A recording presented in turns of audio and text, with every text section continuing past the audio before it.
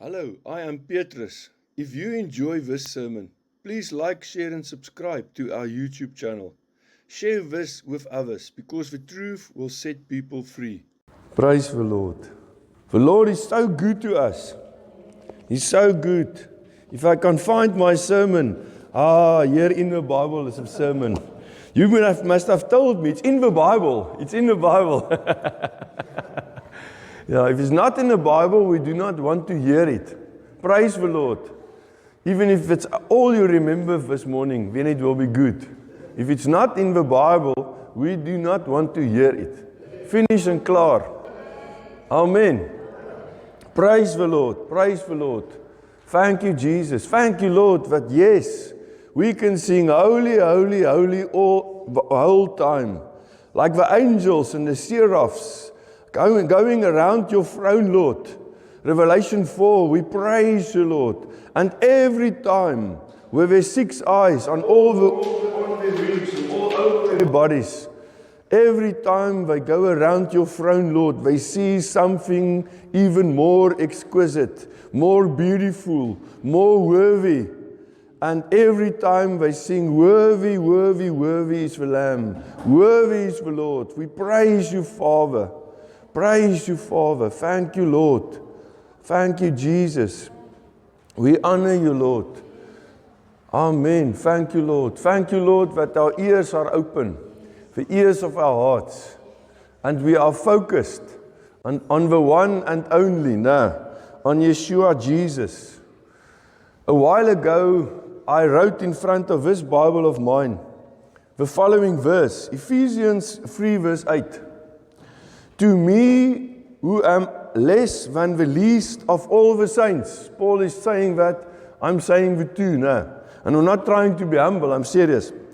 To me, who am less than the least of all the saints, this grace was given, that I should preach to the Gentiles the unsearchable riches of Christ.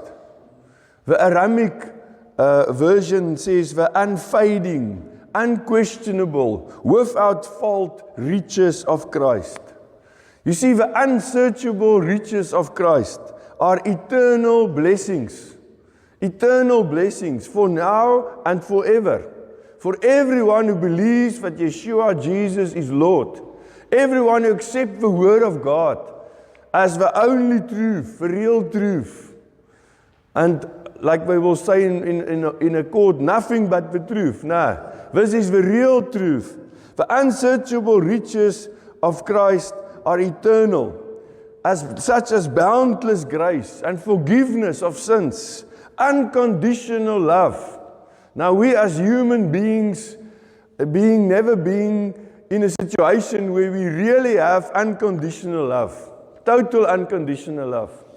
But God is unconditional love, no? Our Father, our Lord Jesus, Holy Spirit is unconditional love. 1 John 4, God is love. And that is unconditional. But we are living towards it because why? We are finding ourselves in the presence of unconditional love. And I'm declaring it to you. You must realize it. You must know it. You're not sitting here and the devil wants to remind you about stuff you've done in the past.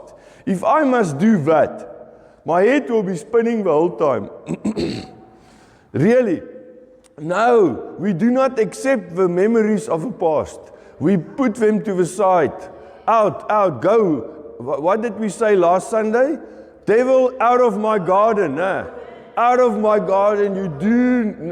Your place is not in my garden. My garden are devil free.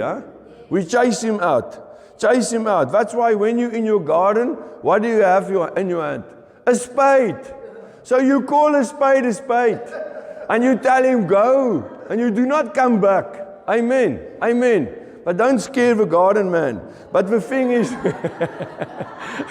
because we must not be like Adam was the first garden man that God placed over the garden. And he was not a good gardener. I would have fired him. You know, like I had a worker in a garden, Walter. Walter, I've told you many times about Walter. But about Walter, you can write a book. I'm going to one day write a book, Walter. the other people will see and will think it's about the Walter handguns, and guns. But no, it will be about Walter. But Walter was a different kind of animal, and he had his own ways, and he was so full of stories. No. But anyway, so the two of us, full of stories, met each other. And Walter would have immediately think I'm speaking about him. But the devil do not belong in our garden. Why? We are in the presence of unconditional love. Total unconditional love. That is where we are. And you see, the unsearchable riches of Christ is to remind us as believers, every one of us, that our source, the source of our value in the eyes of God, is absolutely, and also His provision is limitless. Our value in the eyes of the Lord is limitless. Even if you go wrong, and I'm saying it very, because Reinhard is from Dispatch. So anything can happen. So if we act out, I told him I'm going to call him out. It is Reinhard and Anya that I went to marry in March. In PE, no? All right, I called them and said, you must be here. I want to see with my own eyes that Anya is still love him, Very important. But he's got the jackpot. He's got a trustworthy, awesome wife. Praise the Lord. Huh? You see, the unsearchable riches of Christ is to remind believers, I'm going to say it again because someone is the whole time speaking into my sermon. But the provision the Lord's got for us is unlimitless. His provision, our value in His eyes are unlimitless. Because where is our value? In Christ. We are in Jesus. On our own we are unlimitlessly nothing, full of stories. But in Christ, we've got value, endless value. Up to eternity, never ending. And also the knowing, the unsearchable riches for Christ is also the knowing and experiencing Christ Himself as our greatest treasure. He is our greatest treasure, to know Jesus. Again, for the millionth time, John 17:3. This is everlasting life, that they know you, God the Father, and Jesus Christ you have sent. That is our everlasting life, knowing Him. Colossians 1:27, Christ in you, the hope of glory. Romans 8:10, and if Christ is in you, the body is dead because of sin, but the spirit is life because of righteousness. Amen. Our spirit is alive and well. If you speak to your spirit, I will tell you, I'm fine, thank you. Don't mess, I'm fine, but we're fine. Here in the spirit, we're fine. Amen. Your spirit will tell you, because why? Because of Yeshua, within, the King within. You see, in the unsearchable riches of Christ, we can know, Psalm 34 verse 15, the eyes of the Lord are on the righteous, and His ears are open to our cry. His ears, the ears of the Lord are always open for our cry. Psalm 116 verse 2, we also say so many times, when it says, when we call up to God, He stands up and He turns His ear. It's unthinkable. But that's how awesome it is. Always open. His eyes are on us and He's listening to us. In 2 Chronicles 16, the king of Israel, I'm just telling you because it's long stories, but all the names, not necessary now. Go read it, 2 Chronicles 16. The king of Israel come up against, because just quickly, it might sound funny for you. Judah and Israel, no? What happened? Why were they two different kingdoms at one stage? It's because Solomon's kingdom went to one of his sons. Is it now Jeroboam or Rehoboam? One of the two. Rehoboam in English. Rehoboam in English sounds very funny, but anyway. Rehoboam, the one son, he became the king now. And he went to the old man, the older man, the wise man, he went to them. Not me, young as me, Peter. And he went to them, and Philip, and he asked them, what must I do? And he said, no, you must be to keep the people from Israel to go on their own. No, be friendly to them. Tell them you will not be like your dad. Because Solomon sort of enslaved his own people. Taxes and using them to work, and he was building a lot of nonsense unnecessary in his wisdom, but that's a story on his own. So the old men told him, no, be friendly to them. They are part of your family. They're part of the same nation. But what happened? He listened to the young men. When he asked the young men, don't listen to the young men. Not going to show to you. I'm pick on him. He can cry all the way back to PE. But anyway, we sent him away crying,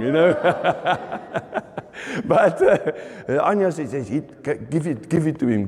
But anyway, so we asked the young men, and the young men said, no. They're going to think you are a walkover, Not really like that in Hebrew, but they're going to think you're a walkover. Go tell them, I'm going to be even stronger on you than my dad was. And what happened? They split.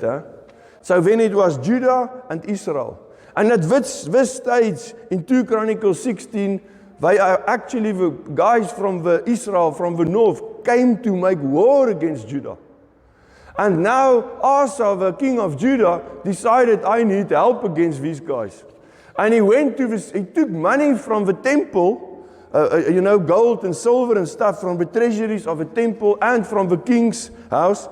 And he tried to buy goodwill from the king of Syria to help him.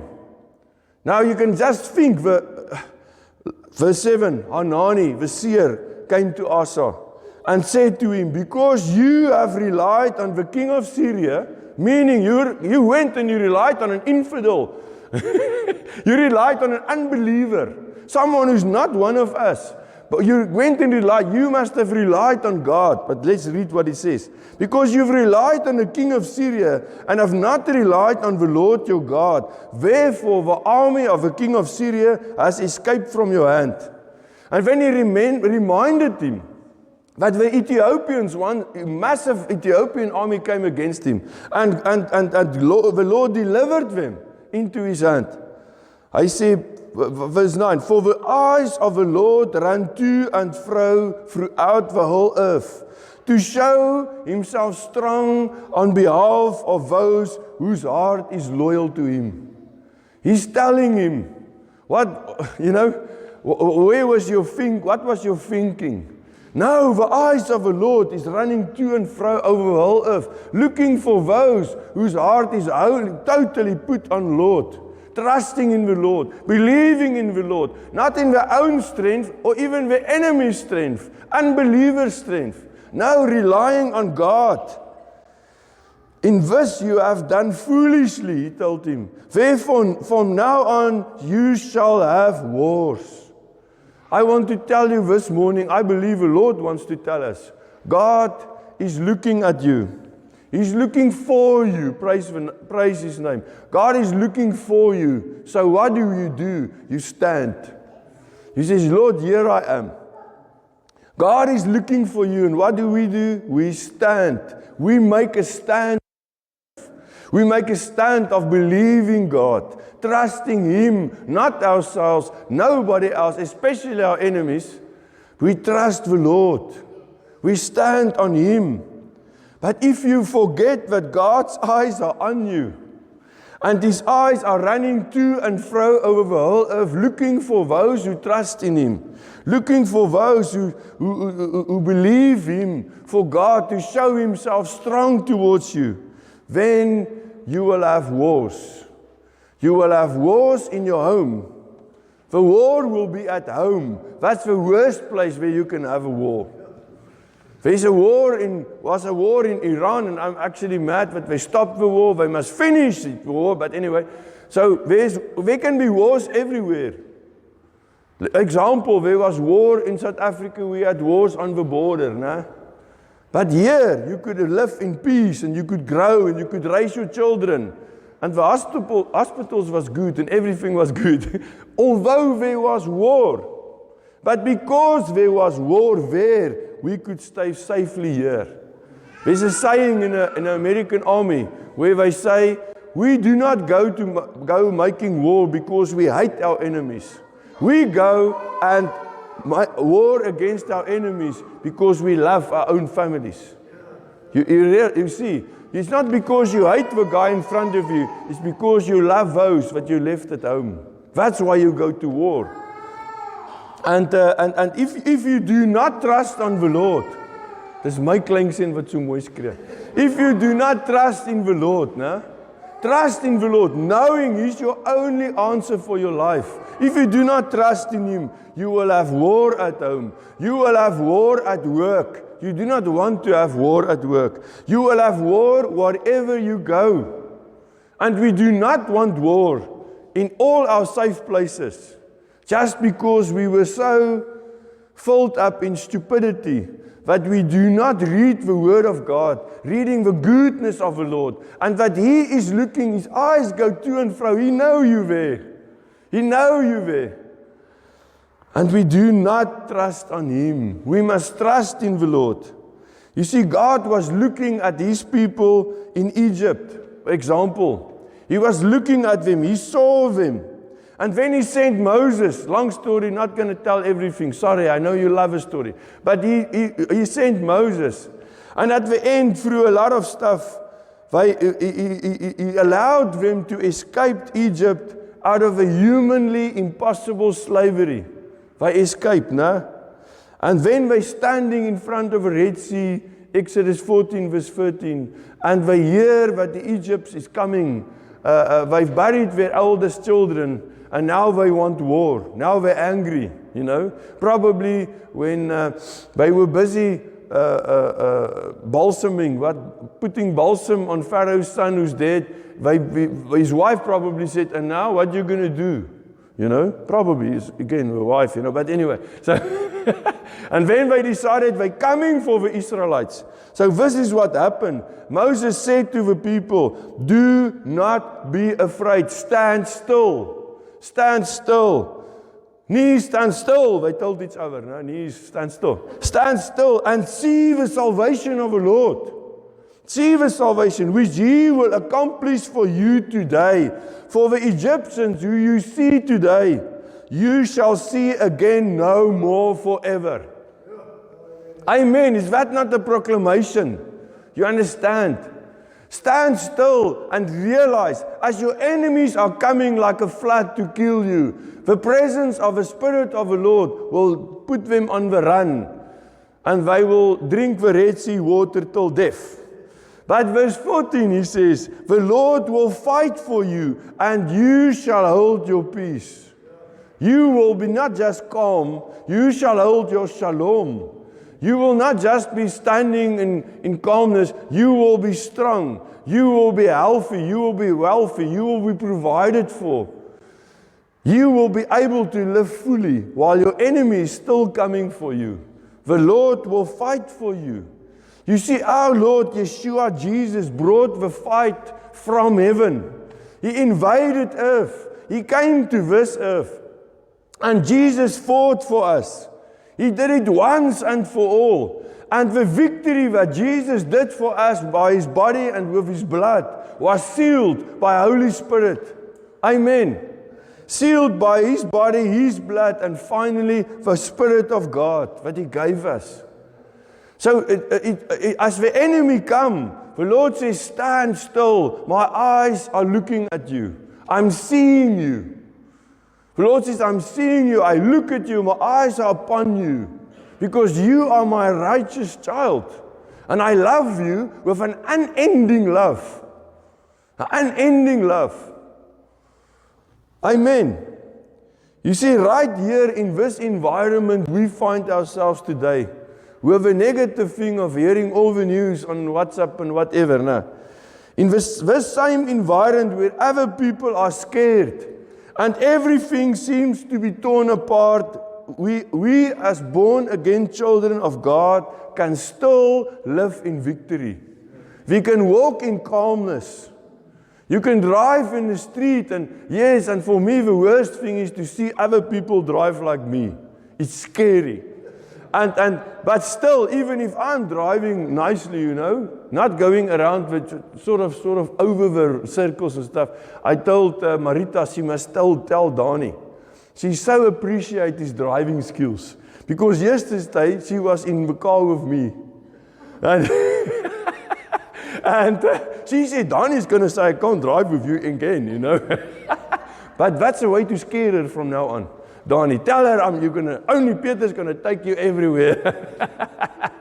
But you see, even if you're in any situation, driving is nothing, any situation, I'm telling you, we can be calm. We can be calm and collected. Because Yeshua, our Lord, provided for us. Jesus did not only provide an outcome so we can live calmly. He provided for us a victory over anything and everything the enemy can think or plan against us. He made it possible for us to live perfect lives in the presence of a perfect God. Amen. Amen. You see, the Word of God and the full armor of God is bulletproof, sickness-proof, debt-proof. You say, I'm already in debt. Get out of the debt. Tell debt to get out of your garden. Amen. Because you are standing calmly in the presence of God. Debt do not belong with you. No. We can say a lot about that. You see, we can stand while others are falling apart. We can not making a stand and bragging about it, but making a stand and declaring God's goodness. So that if people tell you, how did you do that? You say, I didn't do that. God is the one, the Most High. Ephesians 6 verse 10 says, finally, my brethren, I'm going to read quickly, just you know this part very well. So you'll see this ... mean this stuff I left out. Not because I'm a Jehovah's Witness, but because I'm a witness of Yahweh. Nah. And I don't want to keep you busy all day. Ephesians 16, finally, my brethren, be strong in the Lord and in the power of His might. Put on the whole armor of God, that you may be able to stand against the wiles of the devil. The Passion Translation translates that verse, part of it. He says, stand victorious with the force of His explosive power flowing in and through you. So you're not only standing, you're standing with power. Because the explosive power of God's love and goodness and yes, might, if maybe the devil present himself like someone running into your garden, you pick him up and you throw him out of a garden, onto the tar, not the grass. Throw him over the but anyway, but that's not for soft people. Verse 12. For we do not wrestle against flesh and blood. There I answer my own example. But anyway, we do not wrestle against flesh and blood, but against principalities and powers and rulers of the darkness. That is where our fight is. But that's where the biggest fight is. Verse 13, but that's also where our victory is. Verse 13, therefore take up the whole armor of God, that you may be able to withstand in the evil day. And we are definitely living in the evil day. I mean, every generation they will say, this is worse than ever. But I really think it can't go worse. Verse 14, and you may be able to withstand in the evil day, and having done all, to stand. Stand.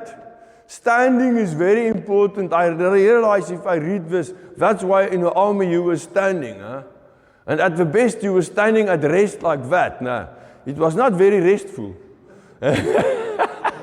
Because anytime they can say, run, boykie, run, So, but anyway, stand therefore, verse 14, stand therefore, having girded your waist with truth, having put on the breastplate of righteousness. Stand, verse 15, I'm only reading the Passion. Stand on your feet alert, not falling asleep. Stand on your feet. I could stand, I've told you, but I could stand on guard in the army with my gun like that, sleeping.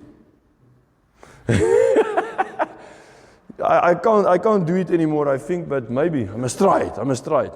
If you hear a shot, boom, down Ocean Way, you will know I was standing with my 375 Holland. I've got a little tip here in my nose, but anyway.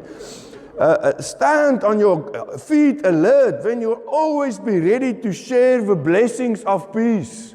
You will always be ready to tell people what shalom means. Why? Because you are standing in peace yourself. Verse 16, above all, taking the shield of faith, the helmet of salvation, the sword of the Spirit, which is the word of God, praying always with all prayer and supplication in the Spirit, being watchful to this end, with all perseverance and of supplication for all the saints. God is looking for you. So what do? You stand. You stand in the power of the Lord. You stand in the love of the Lord. You covered with His love. You are wall to wall carpeted in the inside with the love of God. Amen. I pray for the day when they will take an MRI and they will see the great I am. I pray for that day. Amen. God is looking for you to stand. So stand. Daniel 9:17. Now therefore our God, hear the prayer. And this is very awesome.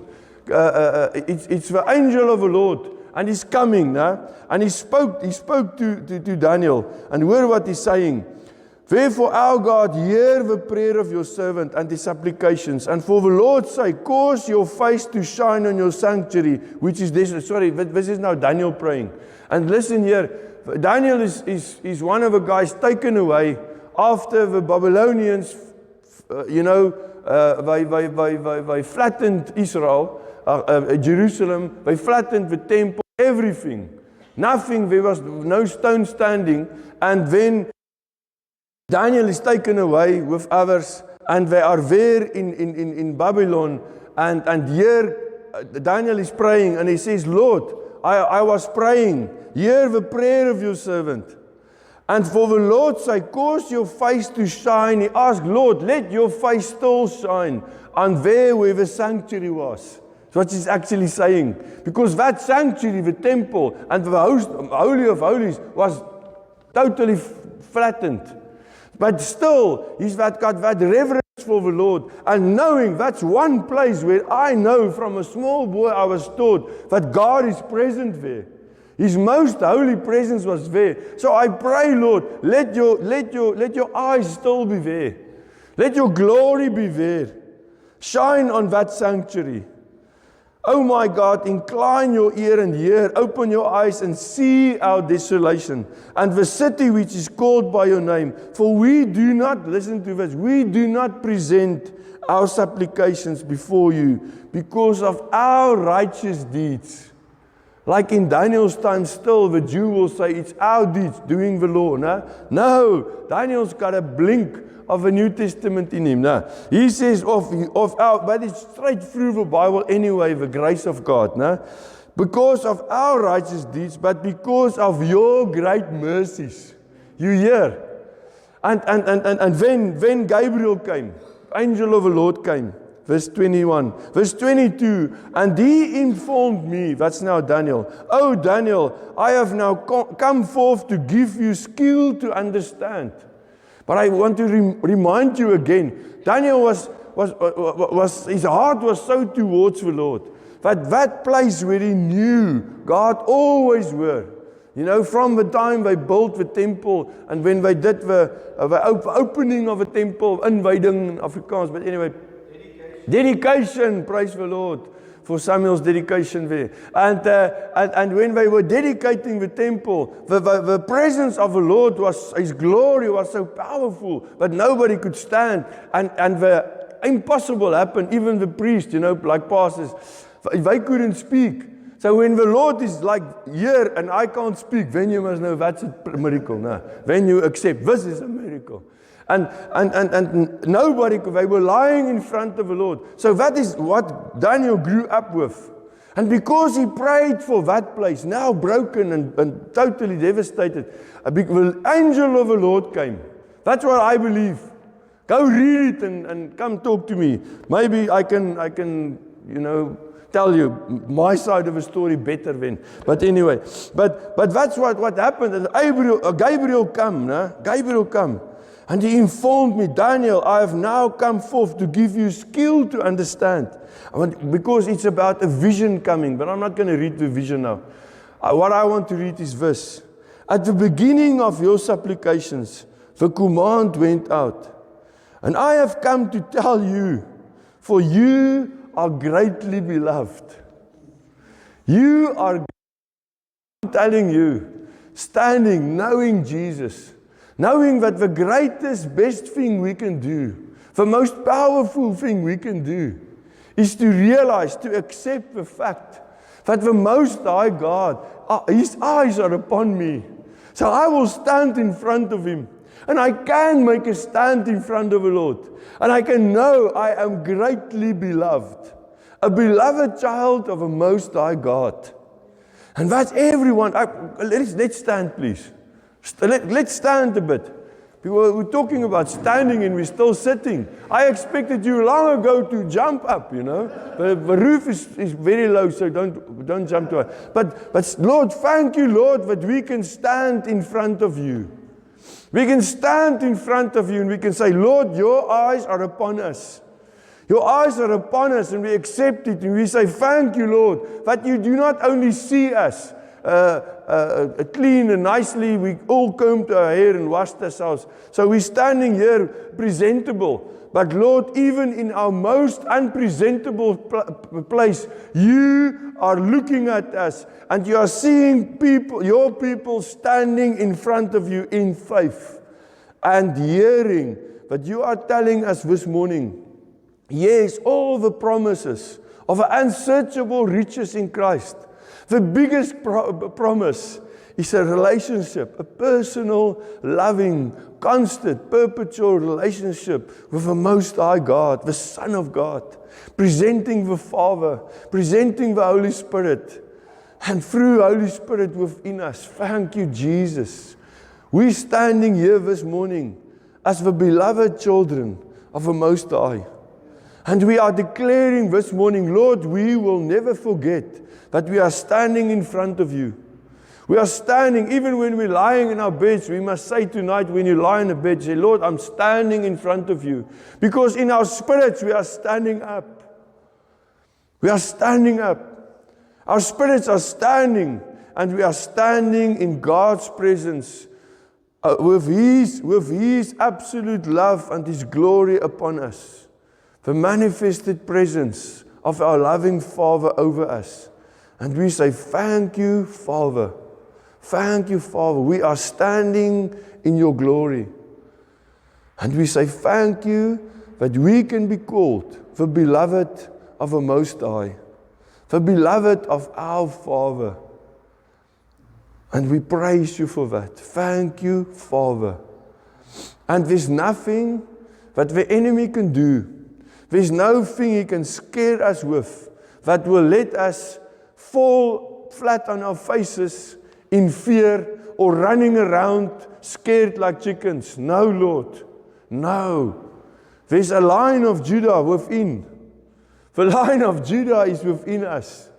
The Most High God, who can devastate any enemy, who can pick up any person, how sick, how close to death, doesn't matter. You can do it all. And that's why we are declaring this morning, Lord, I love you with my all. I love you, Father. And even if you just say it softly with yourself, let's say, Lord, I love you, Father. I love you, Father. Your beloved is declaring, we love you, Lord. We are standing in your presence. We are within eyesight. We are here, and the Holy Spirit is looking from within. And we say, thank you, Lord, your beloved. Your beloved declare their love for you, Lord. And accept, totally, Lord, willingly, we accept. The other day and I know it might sound funny for you, but the other day I was telling someone, when Marika was a small girl, and you kiss her and you play with her, she will take up her dress and she, with her stomach, she's over her little shirt, say, kiss me, kiss me, kiss me. On her stomach, you know.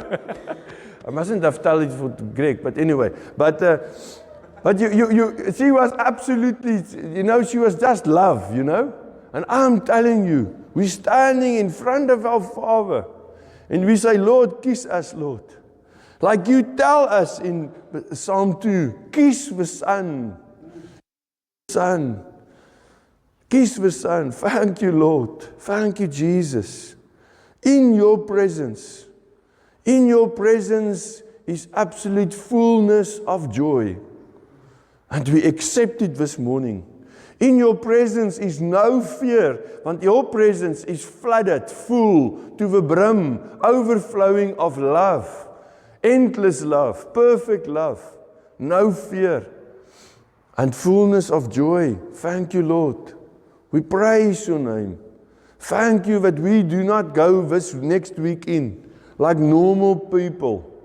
No, totally abnormal, totally in love with the Most High, living as the children of our Father, part of a bridegroom of Yeshua Jesus, the perfect bridegroom. Thank you, Lord. Thank you, Lord. Thank you, Lord. Thank you, Jesus. Thank you, Jesus. Let's sit here. Thank you, Lord. Amen. Amen. We praise the Lord. We praise the Lord. I am Petrus de Tooy. If you enjoyed this sermon, please like, share, and subscribe to our YouTube channel. Share this with others because the truth will set people free. To receive Jesus Christ as your Lord and Savior is the most important decision ever. Romans 10:9 and 10 says, if you confess with your mouth the Lord Jesus and believe in your heart that God raised him from the dead, you will be saved. For with the heart one believes unto righteousness, and with the mouth confession is made unto salvation. You see, by His grace, God has already done everything to provide salvation to us and to you. So please pray with me. Lord Jesus, I confess my sin and need for salvation. I confess with my mouth that you are my Lord and Savior. I believe in my heart that God raised you from the dead.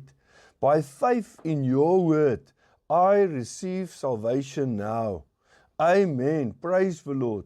You are now a born-again child of God, with Jesus living in you. Welcome to a new life. But you see, to live in the fullness of God, you need the supernatural power of Holy Spirit. Luke 11:10 and 13 says, for everyone who asks receives, and he who seeks finds, and to him who knocks it will be opened. How much more will your Heavenly Father give a Holy Spirit to those who ask him? You only ask, you believe, and you receive. So please pray with me. Father, I recognize the power of Holy Spirit in me. Fill me with your Spirit, Lord. By faith, I receive Holy Spirit in me. Thank you, Spirit of God, within me. Amen. You see, as you worship, syllables of language you do not recognize will rise up within you. As you speak them out loud by faith, you are releasing God's power from within, building yourself up in the Spirit. And it doesn't matter whether you felt anything, just believe in your heart and receive. Mark 11:24, therefore I say to you, whatever things you ask when you pray, believe that you receive them and you will have them. Amen.